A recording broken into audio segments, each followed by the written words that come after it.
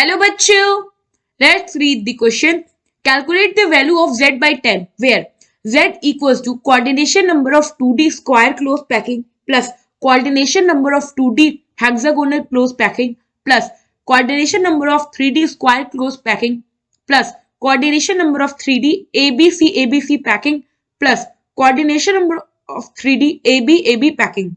So question में हमें z by 10 की वैल्यू बतानी है जिसमें z जो है वो एड ऑन है कई सारे क्लोज पैकिंग का। तो हम क्या करते हैं, पहले जितने भी हमारे क्लोज पैकिंग गिवन है इनके कोऑर्डिनेशन नंबर निकाल लेते हैं और फिर उन्हें ऐड कर देंगे तो हमें z मिल जाएगा और उसको बाई 10 कर देंगे तो हमें z बाई 10 की वैल्यू मिल जाएगी। सबसे पहले हमारे पास क्या है, 2D स्क्वायर क्लोज पैकिंग। जो हमारा 2D स्क्वायर क्लोज पैकिंग होता है ये बेसिकली ऐसे होता है, आप ऐसे कई सारे डिफरेंट रोज बना सकते हैं। इसमें अगर एक आप पर्टिकुलर एटम देखो तो ये एटम कितने एटम से सराउंडेड है, तो ये 1 2 3 4 एटम से डायरेक्टली कनेक्टेड है। इट मींस कि इसका जो कोऑर्डिनेशन नंबर होगा वो होगा 4। जो हमारा 2D स्क्वायर पैकिंग होता है, 2D square close SCP basically 2D SCP जो होता है उसका कोऑर्डिनेशन नंबर होता है 4 ना। अब हम देखते हैं हमारा सेकंड वन, ये हो गया हमारा फर्स्ट। सेकंड में हमारे पास क्या है, 2D हेक्सागोनल क्लोज पैकिंग। तो वो कुछ ऐसे होता है, ये फर्स्ट रो हो गई, इसके वॉइड में सेकंड रो होता है, मतलब दो के बीच में।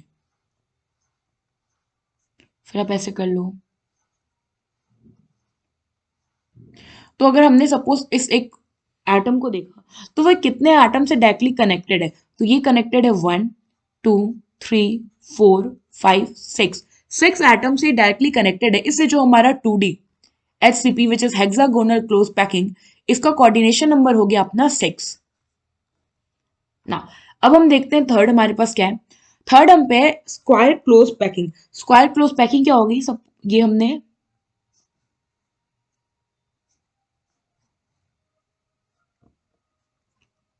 ये हो गया हमारा एक स्क्वायर। अब हम इसको क्या करते हैं, इस पे एटम्स कर दें।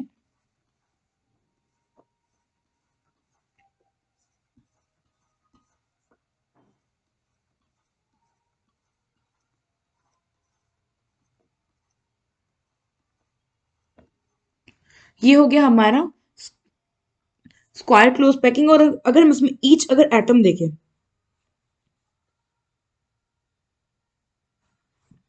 सपोज हमने ये एक एटम लिया यहाँ पे, तो ये एटम कितने एटम से डायरेक्टली कनेक्टेड है, 1 2 3 4 5 और 6 एटम से ये डायरेक्टली कनेक्टेड है। जो हमारा 3D स्क्वायर क्लोज पैकिंग है इसका कोऑर्डिनेशन नंबर हो गया 6 ना। अब हम देखते हैं अपने फोर्थ वन को। फोर्थ हमारे पास क्या है, एबीसी पैकिंग। तो एबीसी पैकिंग का अगर हम स्ट्रक्चर देखें तो ये कुछ ऐसा होता है। सबसे पहले हमारे पास ग्राउंड लेयर होती है ए की, ये कनेक्टेड है डायरेक्ट से, ये होता है अपना ए, इसके ऊपर होता है बी और फिर होता है सी और फिर होता है ए, सी और ए ना। अगर हम सबसे ए वाले की बात करें तो ए वाला जो है, अगर ये सेंटर एटम ले तो ये अपने सेम लेयर में अगर आप देखो तो 1 4 5 6 एटम से डायरेक्टली कनेक्टेड है। इट मींस कि अगर हम इसके खुद के लेयर की बात करें इस सेंट्रल एटम की, तो ये क्या है, 6 कोऑर्डिनेटेड है। तो ये क्या हो जाएगा, 6 इन इट्स ओन लेयर ना। अब ए से इसके कनेक्शन देखें तो ए से इसका कनेक्शन क्या होगा, ये सेंटर एटम 1 2 एंड 3 बी के 3 एटम से डायरेक्टली कनेक्टेड है। ये हो जाएगा अपर लेयर से 3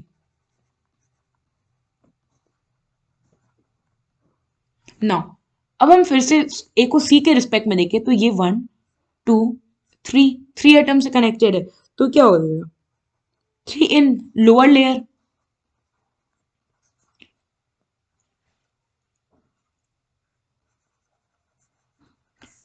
क्योंकि क्या ए बी सी है, तो अगर आप देखो तो ए के क्या है, ए के ऊपर नीचे क्या है, बी और सी है, तो हमने यहाँ ले लिया मान लीजिए बी, और ये हो गया ए के नीचे सी, तो इसके रिस्पेक्ट में हमें देखना है तो टोटल इसका कितना हुआ रिलेशन। अगर हम टोटल इसका रिलेशन की बात करें, 3 लोअर लेयर से, 3 अपर लेयर से और 6 खुद के लेयर से, यानी कि इसका जो कोऑर्डिनेशन नंबर हुआ वो हुआ अपना 12। तो जो हमारा एबीसी है, 3D एबीसी पैकिंग है, इसका कोऑर्डिनेशन नंबर है 12।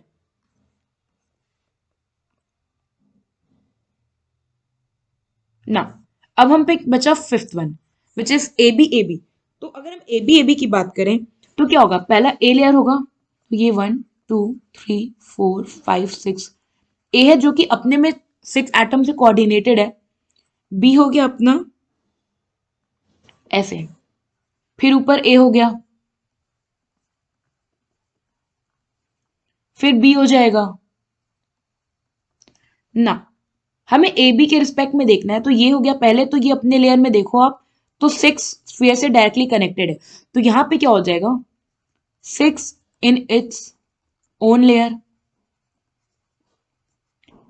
और अगर हम बी से इसका कनेक्शन देखें तो सेंटर एटम 1 2 3 3 इन अपर लेयर,